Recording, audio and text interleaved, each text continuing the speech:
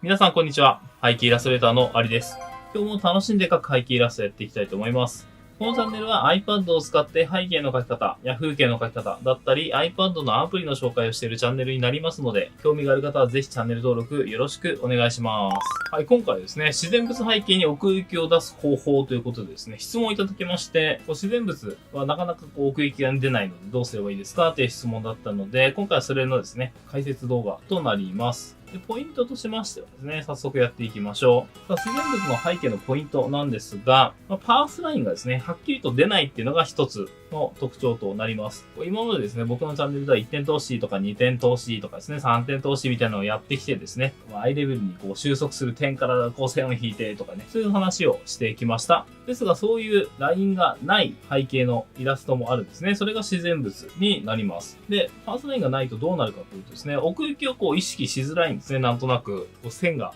奥に行く線がね、分かりづらいので、ちょっと意識しづらいのかなと思います。で、ちなみにパースラインっていうのはこういうやつですね。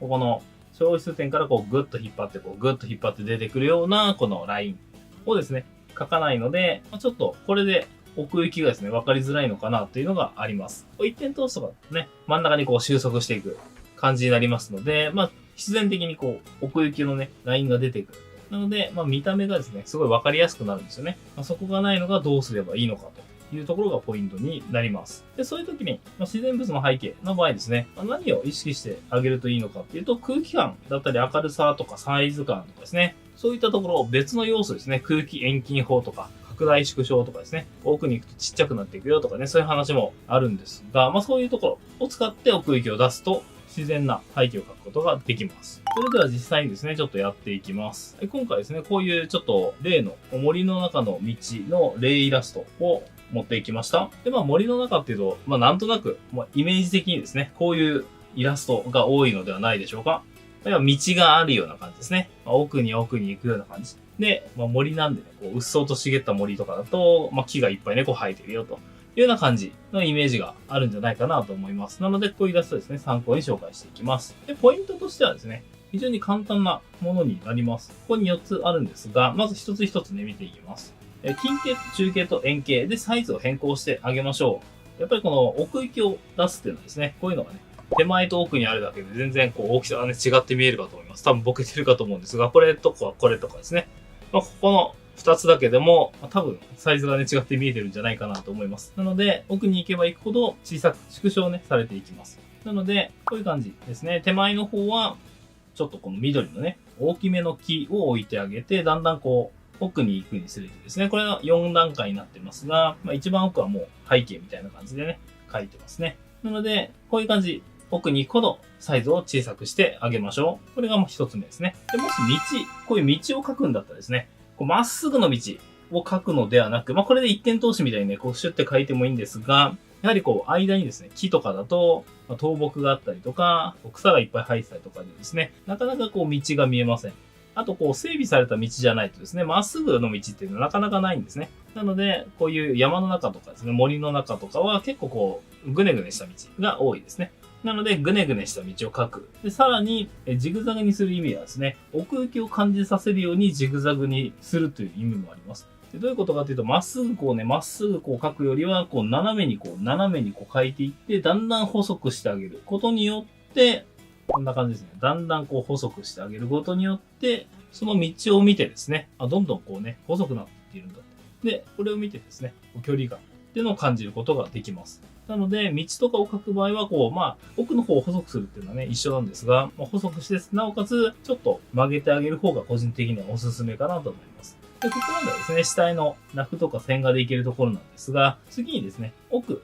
の方は空気感の色を入れてあげると、さらにいい感じになります。これがどういうことかというと、こんな感じですね。手前の方、結構濃いめの色で塗ってるんですが、奥の方に行くにつれてですね、やはりもや的な感じとか空気の感じがですね、森の中とか、特に朝とかだとかなり強いんですけど、朝とかはね、もう霧が出てたりするんで、もやーってなるんですけど、その時間帯によっても変わりますが、奥に行けば行くほどですね、少し薄ぼんやりする感じとか、そういう空気の感じっていうのを入れてあげると、奥行き感っていうのは出てきますね。なので、この辺、空気遠近法みたいなのを使って、奥行きっていうのを出すこともできます。色付けをする場合はこれが一番やりやすいかなっていうのがありますね。さらに、こう進む場所ですね、手前の方、森の手前にいるのか、奥にいるのかとかの違いも色で出せます。それはですね、暗くしてあげる。森の深部、その奥の方っていうのはですね、こう本当に木が生い茂ってですね、日の光がなかなか届かなくなっていく。ということは、だんだん暗くなっていくんですね。なので、こんな感じでね、暗くしてあげます。こう見えますかね、こう映ってるか、ちょっとね、わかんないですけど、すごいね、暗くしてあげます。ちょっと光なんかね、たまにこう差し込んでる光なんかを入れたりして、ちょっとね、追加してあげましょうか。ここにありますけど、ここにね、こう薄ぼんやりこんな感じでね、光を追加したりするのもありかもしれないですね。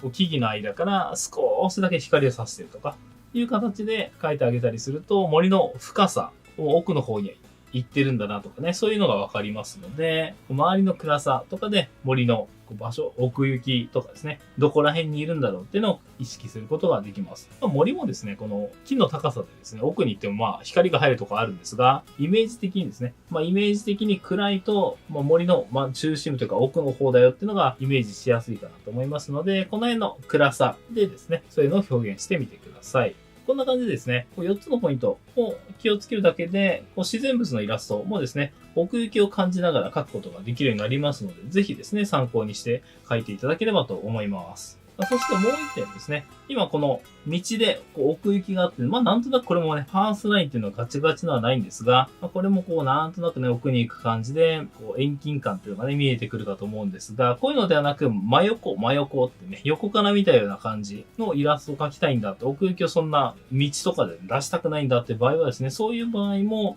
こういう真横からの視点ですね。真横から見た場合。そうですね、演劇とかで使われるようなね、イメージだと思ってください。横からのアングルで、この間に人が通るとかですね。で、こういう視点もですね、さっき言ったようにサイズ感とか空気感で表現することができます。で、道の、この上で言うとこの道のジグザグがね、ないだけで、奥に行くにつれてこの木が細くなっていく。とか、奥に行くことですね。空気感、この色がですね、薄くなっていくっていうのを表現することで、奥行きっていうのは表現できますので、どういうアングルでもですね、同じようなこの辺の気をつけることで、自然物の奥行きっていうのを出すことができますので、ぜひですね、やっていただければと思います。はい、それではいかがだったでしょうか。今回はですね、自然物背景に奥行きを出す方法の紹介になりました。なかなかですね、この調出点にグッて行くところがないからわからないっていうね、感じも非常にわかるんですが、意外とですね、もっと単純な感じで考えても、割と遠近感っていうのがね、出てきます。単純っていうのは何かっていうと、その大きさですね。一番わかりやすいのは大きさ。木の大きさを変えるとかですね。あとは奥に行くほど空気感をね、出してあげるとか、それぐらいを意識してあげるだけでですね、意外と奥行きっていうのは出てきますので、ぜひ試してみてください。